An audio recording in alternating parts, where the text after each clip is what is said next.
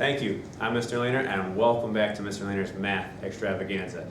As we take a look at investigation 1.3 today in Data About Us. Now, so far we've talked a lot about some measures of central tendencies like range, mode. We talked about minimum value, maximum value, gaps, clusters, line plots, data plots or dot plots, frequency tables looking at our data. And today we're going to take another look at one of the measures of central tendency, which is the median. And we're going to show you just how to find the median and what it kind of tells you in a data set. So let's take a look at a problem up here.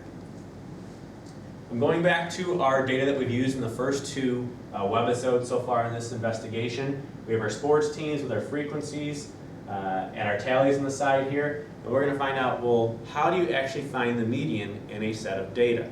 There's a couple different ways to do this looking at the data table. So looking at my frequency table here, the first thing you need to do in your data set is I have my frequency here on the side. What I need to do in this data is to organize it from least to greatest first.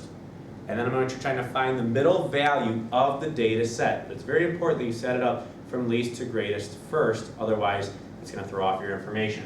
So in looking at our frequency here, I'm going to look at my numbers and see obviously what is going to be our lowest number. We'll start with number 1. 1 would be our lowest, then I have a 2, another 2, a 3, and a 4. Now in this table, the numbers are pretty low, they're pretty close together, it's kind of easier to see, but when your data gets bigger, and there's a lot more to look at, it's going to be helpful for you to start to cross off the numbers as you use them so that you don't miss one value. Because if you miss one value again, it's going to throw off your entire data set. So let's take a look.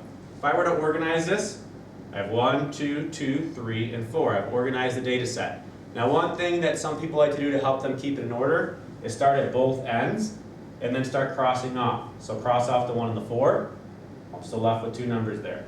Then cross off the 2, cross off the 3, and if I circle the middle number here, that tells me that my median or middle number is going to be 2. And that's just a basic way of how we're going to find the median with a set of data. So again, organizing it from least to greatest, I started at both ends, started crossing off, and then I circled the middle value.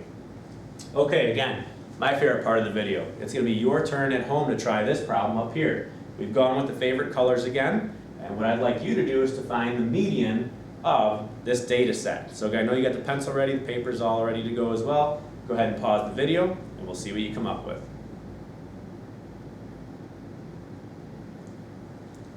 Okay, in this data set, you may have noticed the numbers are a little bit different, and there's only 4 numbers. So we're still starting from least to greatest. So we have 4, 8, 10, and 12. Now, as you set that up, you might say, well, Mr. Lehner, if I'm crossing off the numbers, there's no middle number when I cross them off. How do I find the median value? Well, this one's a little bit different because the data set here is an even number. There's 4 numbers in our data. So, there's a couple ways to look at this. I have 4, 8, 10, 12.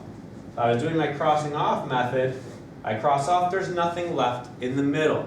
So when I have an even set of numbers, I cross it off. Oh, I can't cross off either numbers. You can circle these 2 numbers in the middle and then find out what's halfway between 8 and 10. Well, I know 9 is halfway between 8 and 10, so my median would be 9.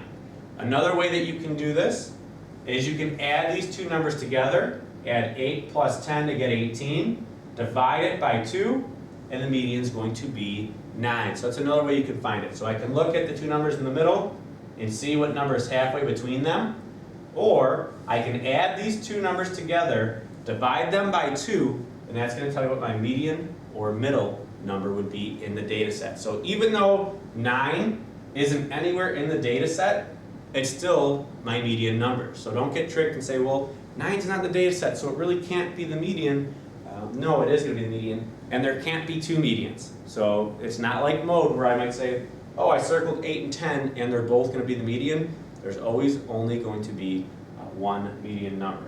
So the handy trick I like to remember to help me when I'm looking at the data set is anytime that there's an even set of numbers, so there's 4 total data set here, I know that I'm going to have to add these 2 together in the middle and divide by 2. But if we look back at the first set, there was an odd number because there was 5 numbers right here. I know that I'm going to have to just circle one of the numbers in between. So it's kind of like a little fun fact or a helpful hint for you guys when you're looking at median, whether it's an even set or an odd set of data to find the middle or the median number.